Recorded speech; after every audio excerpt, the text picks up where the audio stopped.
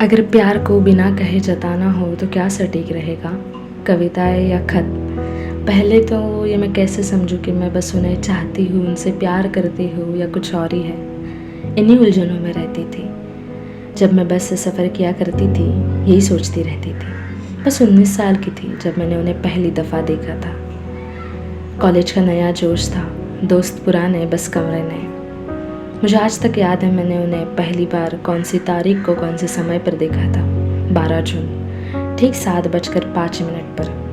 हमेशा मास्क लगा कर आते थे, ब्लैक कलर का, और साथ ही में चश्मा भी था। उस दिन भी मास्क था ब्लैक कलर का। जिस स्पीड से उन्होंने एंट्री ली थी ना, उसी स्पीड से सिखाना भी शुरू कर दिया था। ना खुद को हमसे इंट्रोड्यूस करवाया, ना हमें खुद से। रिश्ता बस पढ़ाई का था। पॉलिटिकल साइंस आसान सब्जेक्ट नहीं है, बट इंटरेस्टिंग है, ऐसा ही कुछ कहा था पहले दिन। शुरुआत ना हमेशा सवालों से किया करते थे। सवाल आसान लगते थे, जवाब भी आते थे, लेकिन हमारे जवाबों ने कभी उन्हें सेटिस्फाई किया ही नहीं। उनका वो आंसर ना हमेशा तैयार रहता था, not satisfied with your answer. और इस जवाब ने ना मुझे मेरे जवाब देने से रोक रखा था। मुझे ना उनकी बातें सुनना अच्छा लगने लगा था।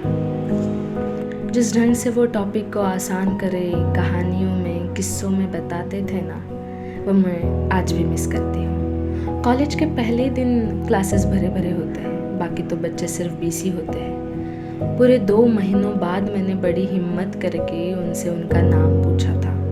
बोर्ड पर कुछ तो लिख रहे थे। पीछे मुड़कर आवाज़ ढूंढने लगे और पहली बार उनकी नज़र लास्ट रो के कॉर्नर सीट पर पड़ी, जहाँ पर मैं बैठती थी। असिस्टेंट प्रोफेसर सागर देशमुख, ये कहकर फिर से बोर्ड की तरफ मुड़ गए। बस मेरे एक ही तो सवाल का जवाब दिया था, और वो भी तो नाम ही तो पूछा था। फिर भी मैं कितनी खुश थी। उन्होंने ना हमसे बात करने के लिए पूरे 6 महीनों का वक्त लिया था। कुछ लोग होते हैं जो जल्दी घुलते मिलते नहीं हैं, लेकिन एक बार घुल मिल गए ना तो उनसे प्यारा शायद ही कोई होगा। ऐसे ही थे हमारे असिस्टेंट प्रोफेसर सागर देशमुख। मैं उनका हर लेक्चर बैठा करती थी। उन 3 सालों में मैंने एक भी लेक्चर मिस नहीं किया। मुझे सब्जेक्ट में इंटरेस्ट नहीं था, बस वो चाहते थे कि बच्चों का सब्जेक्ट में इंटरेस्ट हो, इसलिए मैंने अपना इंटरेस्ट बना लिया था। फॉर्मल्स के सिवा शायद ही कुछ पहना होगा। हाँ, बस जब कभी कभार टी शर्ट पहना करते थे तो और ज़्यादा अच्छे लगते थे। ब्लैक कलर शायद फेवरेट था, अक्सर वही पहना करते थे। क्या पता कैसा जादू था उनमें।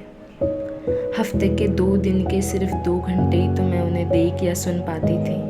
कितना ही जानती थी मैं उन्हें, फिर भी वो मुझे अच्छे लगने लगे थे, अपने लगने लगे थे। ऐसा क्या अनोखा देखा था मैंने उनमें, मुझे आज तक पता नहीं। हम ना कम्प्लीटली अपोजिट थे। मैं फिक्शनल थी, वो नॉन फिक्शनल। मैं पोएटिक, वो फिलोसॉफिकल। मेरे लिए love always a special feeling, और उनके लिए सिक्रेशन ऑफ डोपामाइन। मेरे लिए प्यार ना खुला आसमां था, और उनके लिए बंद पिंजरा। सोचती थी कि ये इंसान नॉर्मल इंसानों जैसा नहीं हो सकता क्या? हर बार फिलोसॉफी झाड़ना ज़रूरी है क्या? अभी तक सिर्फ मैंने ही उन्हें नोटिस किया था। मैं चाहती थी कि मेरे एफर्ट्स भी वो नोटिस करें, और वो एक दिन आ चुका था। हम बच्चे ऐसे सर से यहाँ वहाँ की बातें कर रहे थे, और इन्हीं बातों में मैंने पूछ लिया, कुछ पढ़ोगे? मैंने लिखा है। क्यों नहीं, ज़रूर। इस जवाब पर मैं पिघल चुकी थी। पहले एक कविता, फिर दूसरी कविता, फिर उन्होंने खुद से कहा कि और है तो बताना, और मैंने अपनी डायरी उनके हाथों में थमा दी। उन्होंने बिना कहे सारी कविताएं पढ़ी। हर एक कविता पर कुछ ना कुछ कहा था। मुझे ऐसा लग रहा था कि जिस फिक्शनल इंसान को सोचकर मैं एक कविता लिखा करती थी, वो फिक्शनल इंसान सामने बैठकर कविताएं पढ़ रहा है। उन 3 सालों में से ये पहला किस्सा था जो मुझे पसंद था। उस दिन मैंने तय कर लिया था कि कुछ भी करके इन पर लिखी कविता इन तक पहुंचानी ही है। बस अगले मौके के इंतज़ार में थी। न जाने कितने कागज़ फाड़ चुकी थी मैं, क्योंकि मुझे मेरी लिखाई पसंद ही नहीं आ रही थी। इस बड़े काम में ना मैं बस अकेली नहीं थी, मेरे 6 दोस्त मेरे साथ थे। एक दोस्त ने कागज़ को काटा, दूसरे ने उसको सजाया। अब कविता ऐसी थोड़ी ना दे, तो तीसरी दोस्त ने लिफाफा बनाया, और एक कागज़ की छोटी सी प्यारी सी तितली उस लिफाफे पर लगाने के लिए मैंने बस लिखने का काम किया। उस लिफाफे पर मैंने डियर सर के लिए एक छोटी सी नोट भी लिखी थी। अब बस जिसके लिए लिखा था उस तक पहुंचाना था। इस काम में बाकी के 3 दोस्त थे। लिफाफा तो मैंने ही दिया था, लेकिन वो 3 दोस्त मुझे संभालने के लिए थे। पहली बार मैंने उन्हें शर्माते देखा, मुस्कुराते देखा, बेचैन देखा, और वजह थी मैं। मुझे लग रहा था कि इस पल के लिए ना मैं ही इतनी खुश हूँ।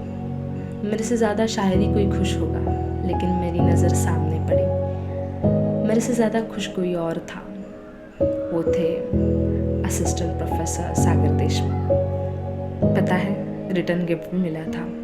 ब्राउन कलर के एनवेलप में 2 चॉकलेट्स। वो लिफाफा, वो चॉकलेट्स के कागज़ मेरे डायरी में अभी तक है। उस लिफाफे पर मैंने तारीख लिख कर रखी है, 8 सितंबर।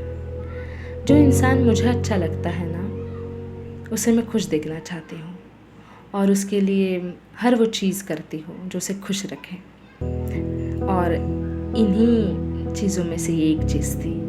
उस दिन के बाद ना ये कविताओं का सिलसिला चलता रहा। कुल मिलाकर 8 कविताएं और 7 खत मैंने उनके लिए लिखे थे, और उन तक पहुँचाए भी थे बड़ी हिम्मत करके। इसके पहले मैंने इतना किसी के लिए नहीं किया था। क्या ये इतने स्पेशल थे? क्या ये लड़कपन वाला इश्क था? मुझे नहीं जानना। मैं बस इतना चाहती थी कि मेरे वजह से कोई तो मुस्कुराए, कोई तो खुश रहे। और वो खुश थे, वो मुस्कुरा रहे थे, और वजह थी मैं। और मैं इससे ज़्यादा कुछ नहीं चाहती थी। क्या मुझे वो मेरी ज़िंदगी में मेरे हमसफ़र बन के चाहिए थे? जवाब है नहीं। वन साइडेड में ही मैं खुश थी। ना दर्द, ना अपेक्षाएं, ना बोझ, ना कुछ। हमारा जो लास्ट गुड बाय था ना, वो मुझे लास्ट लगा ही नहीं, क्योंकि मैं जानती थी कि इस इंसान का मेरी ज़िंदगी में से उसका दौर ख़त्म होने वाला है। और ये दौर मैंने जिया, सजाया, एक अच्छी सच्ची याद बनाया था। ये दौर सिर्फ प्रोफेसर सागर देशमुख के नाम पर नहीं था, मेरी कॉलेज से जुड़ा था, मेरे उन 6 दोस्तों से जुड़ा था, मेरी एक उम्र से जुड़ा था। और यही मेरे लिए बहुत था। कोई काम मैंने अकेले ने नहीं किया। वो 6 दोस्त मेरे साथ हमेशा थे। सब में मैंने उनको शामिल कर लिया था। आज जब मैंने रेलवे स्टेशन पर असिस्टेंट प्रोफेसर सागर देशमुख को देखा ना, मेरे चेहरे पर एक बड़ी मुस्कान आई। जिस इंसान को हम यादों में रखते हैं, उसे कभी भुलाया नहीं जा सकता, इस बात का एहसास हुआ। बदल चुके थे अब वो। बुढ़े तो नहीं कह सकते, लेकिन जवान ही लग रहे थे। पैसे भी जा चुके थे, शायद चश्मा भी बढ़ चुका था, और ख़ास बात वो मास्क नहीं था। और सबसे बड़ी बात, कोई तो लड़की थी साथ में, शायद बीवी। मन कर रहा था कि जाकर पूछ लूँ, पिंजरे में कैद हो गए, सिक्रेशन ऑफ डोपामाइन हो गया, पर कहाँ जाने दो, कहाँ पहचानेंगे वो मुझे। कॉलेज को ख़त्म हुए पूरे 4 साल जो हो गए थे, और इसी बीच अचानक हमारी नज़रें टकराई। उनके चेहरे पर ना बड़ी सी मुस्कुराहट थी। वो बयां कर रही थी कि वो मुझे जानते हैं। हमारा हाय हेलो हुआ। उन्होंने मुझे अपनी बीवी से इंट्रोड्यूस करवाया, my one of the special student. और मैंने भी उन्हें अपने हमसफ़र से इंट्रोड्यूस करवाया, माय डियर प्रोफेसर।